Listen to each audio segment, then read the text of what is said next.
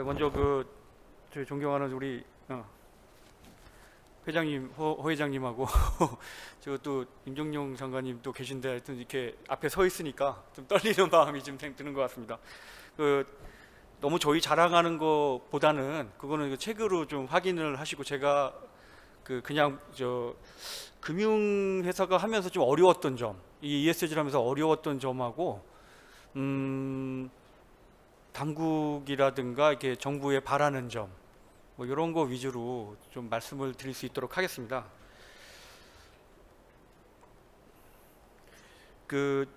이제 금융이 ESG에서 되게 중요한 역할을 하게 된다는 거는 이제 이미 이제 주지된 얘기인데요. 어차피 자금의 흐름을 중개하는 게 금융의 역할이기 때문에 친환경이라든가 이쪽으로 자금을 돌리고, 화석연료를 쓰는 이런 기업에게는 자금을 좀 배제한다든가 아니면은 제한을 가한다는 이런 원칙을 갖고 있어서, 여기서부터 이제 발단돼서 이제 저탄소 경제로 전환하는데 역할이 있다라고 이제 지금 금융을 보고 있죠. 그래서 여러 금융 쪽에 그런 ESG에 대한 역할들을 계속 해줄 것을, 어떤 행동을 해줄 것을 그런 요구를 많이 받고 있는 상황입니다. 실제로 금융당국을 저희가 봤더니 금융당국에서 올 연말 안에 기후 리스크에 관한 관리감독 방안을 초안을 만드는 걸로 좀 저희가 좀 알고 있고요. 금융위원회에서 바젤위원회에서 각 나라별 금융당국에 관리감독 방안과 규제 비율에 대해서는 내년 말까지 이제 전달하는 걸로, 통지하는 걸로 좀 되어 있다고 합니다. 저희가 이제 당국이랑 얘기를 해보니까 지금 그런 스케줄이 지금 되어 있는데, 실제적으로 2023년, 24년 정도 되면 금융당국에서도 이런 관리가 저희 이제 실제로 일어나지 않을까, 이렇게 생각을 하고 있습니다. 그러면서 국내 금융기업 중에서는 KB뿐만 아니라 신한금융도 작년 말에 제로 카본 드라이브를 선언을 하고, 우리금융이라든가 하나금융도 위원회를 설치하는 등 해서 적극적으로 지금 ESG 활동에 나서고 있습니다. 저희가 블랙락의 회장님 얘기가 많이 나오고 있는데요. 블랙락이 저희가 이제 투자한 금액을 한번 제가 봤더니 9,600조를 투자를 하고 있는 세계 제일의 자산운용사인데, 2009년부터 2019년까지 10년 동안 이 블랙락이 화석연료에 투자한 기업의 손실액이 100조랍니다. 100조. 얘가 108조, 정확히 108조의 손실을 봤다고 발표를 했는데, 이러면서 이제 블랙락에서는 앞으로 ESG에 소홀한 기업에는 투자를 하지 않겠다, 또는 회수를 하겠다라고 이제 선언을 한 상황이고요. 재밌는 얘기지만 KB는 올 3월 기준으로 블랙락이 투자한 지분이 5%에서 6%로 는 거 보면 저희가 그래도 좀 잘하고 있는 게 아닌가, 그런 생각이 좀 해봤습니다.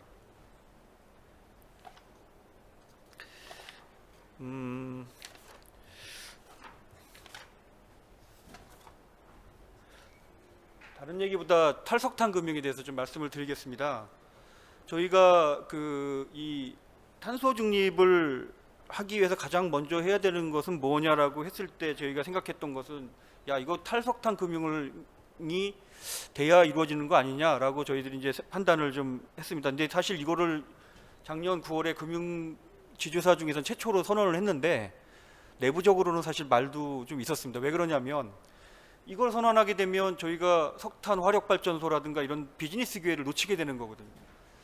이제 이런 내부에서 담당 주무하는 영업 기업금융이라든가 CIB 조직에서는 이거 하면 우리 당장 손해인데 이거 하면 안 되는 거 아니야? 라는 이제 그런 아규가 있었는데, 저희가 이걸 선언하게 된 배경에는 하지만 이게 또 리스크만 있는 게 아니라 또 기회 요인이다.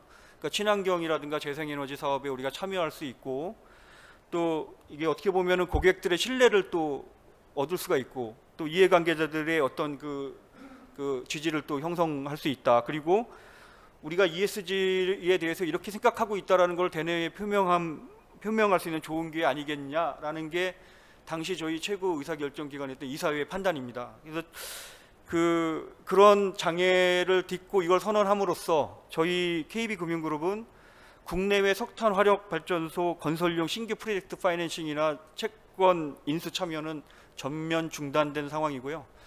올 초에 2월 달에 있었던 국민은행이 그 적도 원칙에 가입함으로써 그 환경 파괴 등의 위험이 있는 대규모 개발 사업에는 금융 지원을 저희는 하지 않는 것으로 이렇게 방침을 정했습니다.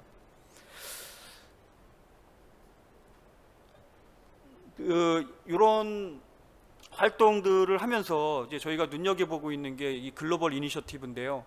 아마 이제 초기에 그 ESG 활동에 대해서 고민을 많이 하는 기업들이 생각을 해야 될 부분이 이 글로벌 이니셔티브들입니다. 이게 왜 중요하냐면은 얘네들이 제시하고 있는 목표와 그 가이드라인을 따라갔을 때 성공적으로 따라가면 그래도 세계적인 흐름에 일단 트렌드에는 같이 가는 거거든요. 근데 거기에서 또 꼭 눈여겨봐야 될 이니셔티브가 한 3가지가 있습니다. 그 중에 첫 번째는 SBTI입니다.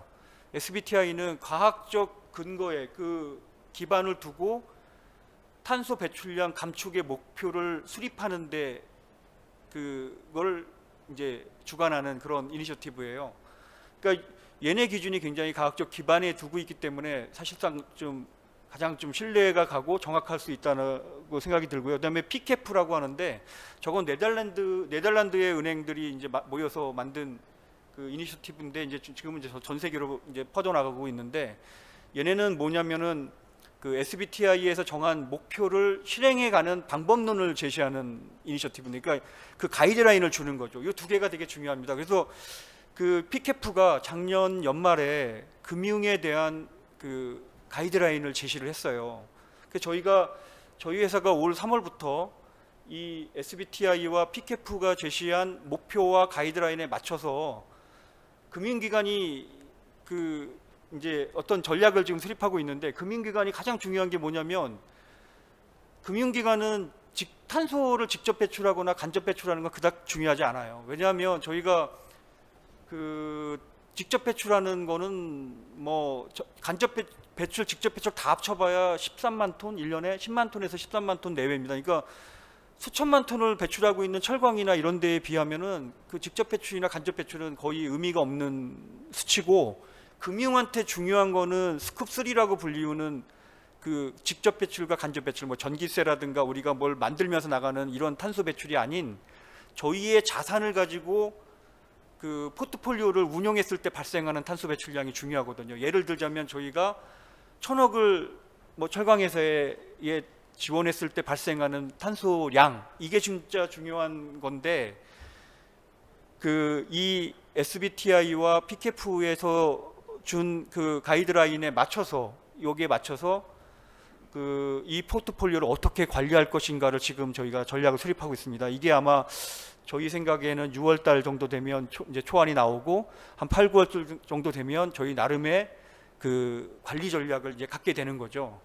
요거를 일단 만들어 놓고 이제 대입을 해 보면서 이제 저희도 이제 어떤 보정을 하고 수정하는 그런 이제 프로세스를 거칠 텐데, 처음 그 금융회사 중에 처음 ESG 활동을 할 때 어떻게 해야 되는 거야라고 한다면은 요 2 이니셔티브의 가이드라인을 한번 보시면 큰 도움을 되지 않을까, 그런 그렇게 생각합니다. 그리고 저희가 넷제로 뱅킹 얼라이언스에 올 4월 달에 이제 가입을 했는데, 요 넷제로 뱅킹 얼라이언스는 뭐냐면 올 11월에 유엔 주도하에 기후 변화 당사국 총회가 이제 글래스고에서 열립니다. 이제 요 총회에 대비해서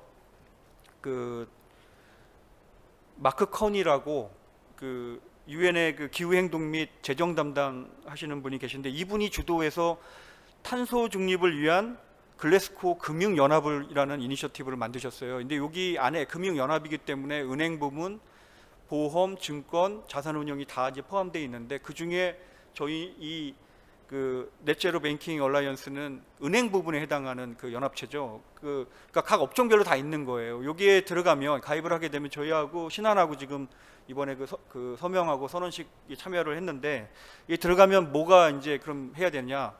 5년 단위로 야 너 얼마큼 지금 이행했어? 이거 클릭 조정해. 이걸 검토하게 되고 매년 너희가 제시한 목표에 얼마큼 달성했어를 서로 공유하고 거기에 따라서 그 평가를 받는 뭐 이런 이제 그런 이니셔티브입니다. 그래서 요 세 개는 좀 그 주의 깊게 금융기관이라면 아시고 계셨으면 좋겠다라는 제안을 한번 드립니다.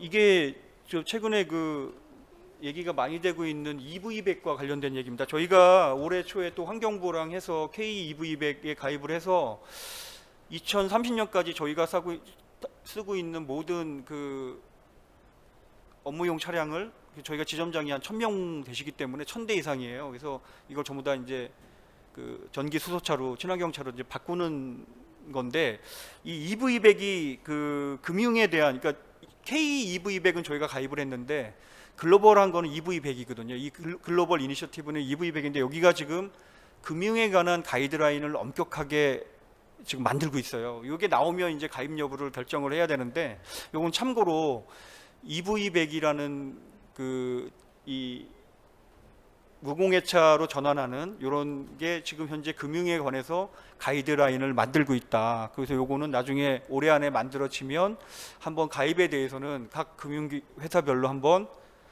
검토해 봤으면 좋겠다라는 말씀을 드립니다.